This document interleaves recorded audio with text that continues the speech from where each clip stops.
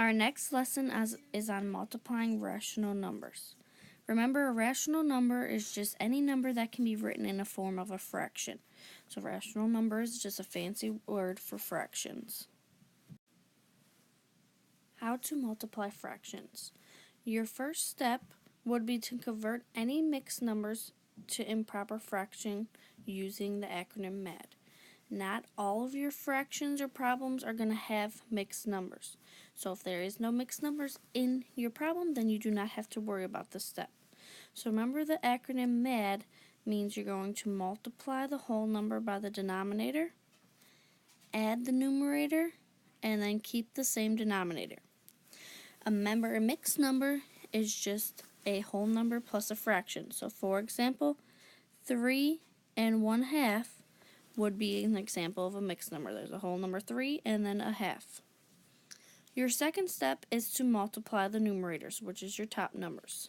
Your third step would be to multiply the denominators, which is the bottom numbers. So step 2 and 3 is basically just multiplying across.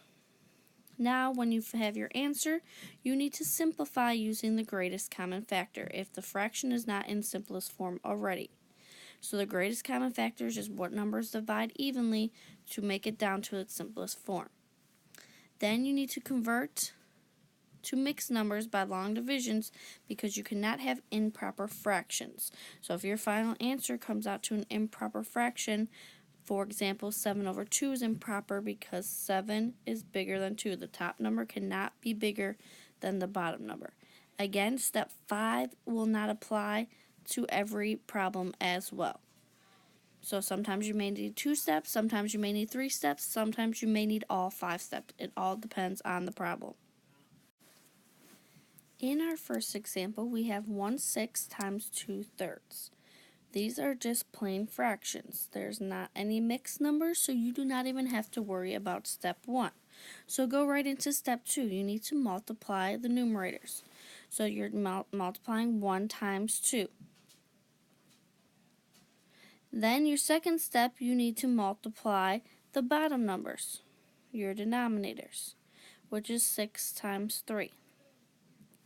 So if I multiply across, that's going to give me 2/18. Okay? I cannot keep my final answer like that because we know that every number that is even has a common factor of 2. So we know we can divide this by 2. So that makes us have a final answer of 1/9. Our second example, we have 1 1/2 and we're going to multiply by 2 1/3. Both of these fractions are mixed numbers, so we are going to have to use step 1. So you need to convert your mixed numbers to improper fractions using MAD. So we're going to take our whole number and multiply by our denominator, add the numerator, and I'm going to circle so I know that I'm keeping the denominator. So that's going to be 1 times 2 plus 1. And I'm going to keep the denominator of 2. Then I'm going to multiply it by our next fraction, which is 2 times 3 plus 1, keep our denominator. So that makes 2 times 3 plus 1, keep your denominator of 3. So I'm going to go back to our first fraction, so that's going to give me 3/2. Now I'm going to multiply it over 2 times 3 is 6, plus 1 is 7, 7/3. Now all you need to do is multiply across, multiply your numerators, multiply your denominators. That is going to give us a 21/6. We cannot keep our answer like that because it is an improper fraction. So you need to use long division. We have 21. We need to divide it by 6. 6 goes into 21 3 times. And there is 3 left over. So to write this, it would be 3 whole times, and we have 3 out of 6 left over. Okay, you can also simplify 3/6 down because 3 and 6 have a common factor of 3. So your final answer should be 3 1/2. We will be doing more examples like this tomorrow in class. Our next examples are going to be on evaluating the expressions with fractions. So remember, evaluate is just a fancy word for solve. Okay, we did evaluating in chapter 1. Evaluating, you're just plugging in things and then solving it. So your first step is to replace the variables with the known values, because when you are given a variable, it represents unknown. But if you are told what that variable equals, you can replace it and then do the operations in the problem. Then you just follow the steps of just multiplying fractions. Our first example is xy.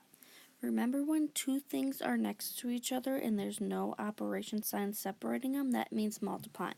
So this means multiplying x times y. Right now, we didn't know what x and y meant. They were unknown.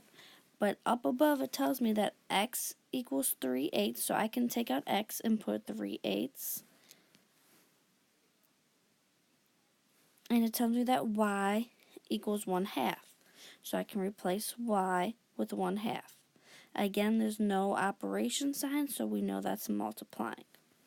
Then we just follow the steps of the fraction steps. So convert any mixed numbers to improper fractions. We don't have any mixed numbers, so we can skip that step. Next, we need to multiply the numerators and then multiply the denominators. In other words, multiply across. So this gives me 3/16.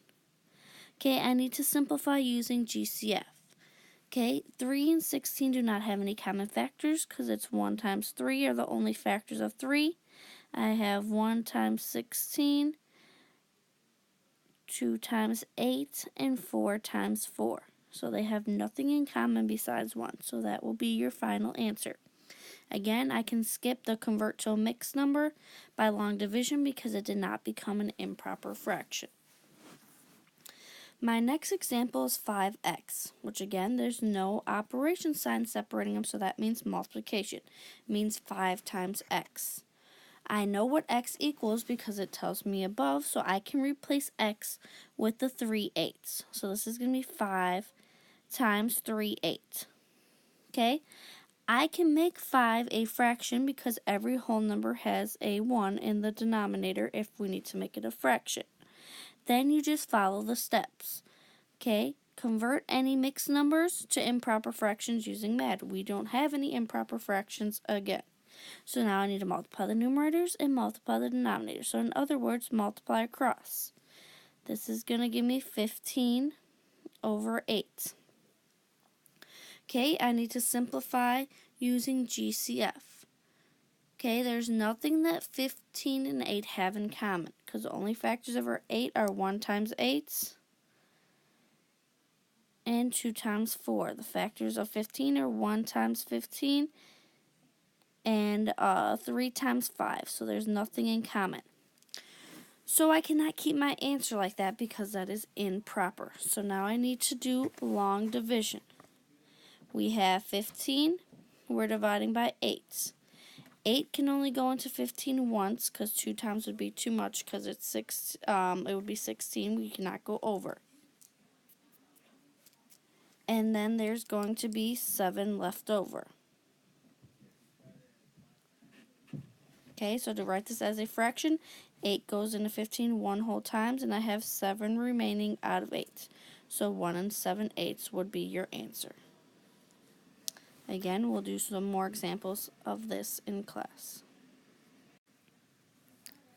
So for those of you who like visual examples, we're going to do some visual examples. So for example, we have 1/3.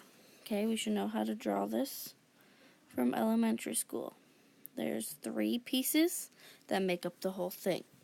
We only have one of those pieces. Okay, then you're timesing it by 1/2. So you need to take half of that piece. Okay, so I have 1/2 of that piece. Okay, what do they have in common? They have just this one piece in common. out of, there's 1 piece, 2 piece, 3, 4, 5, and 6. So that is why it equals 1/6. The second example, I have 1/6. So again, there's 6 pieces that make up the whole thing.